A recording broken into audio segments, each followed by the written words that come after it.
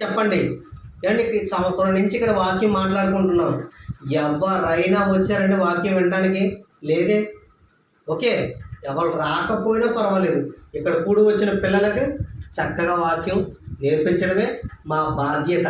తండ్రి ప్రేమ ఎల్లప్పుడూ మా మీద ఉన్నదని విశ్వాసంతో నమ్ముతున్నామండి. ఆయన ప్రేమలో ఎల్లప్పుడూ ఎదగాలి మనం. ఎందుకంటే మన కుటుంబం బాగోవాలంటే మొదట యజమాని బాగోవాలి. యజమాని దారి తప్పాడు అనుకోండి, కుటుంబం ఏమైపోద్ది? చెల్లాచెదరైపోద్దండి. తండ్రి లేని పిల్లలు అనాథలు అయిపోతారండి. అలాగే తండ్రి పైనుంచి మన అనాథలు కాకూడదని వర్షంగా కురిపిస్తున్నాడు, మాట ద్వారా మనల్ని కాపాడుతున్నాడు.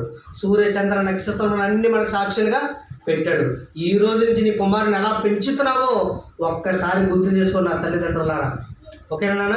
ఈరోజు సరిపెట్టుకుందాం, వచ్చే వారం చెప్పుకుందాం. బ్రతికి ఉంటే ఆయన మాటల్లోనే మనం సాగిపోదాం. ప్రార్థన చేసుకుందాం. అందరూ తల్ల వంచండి.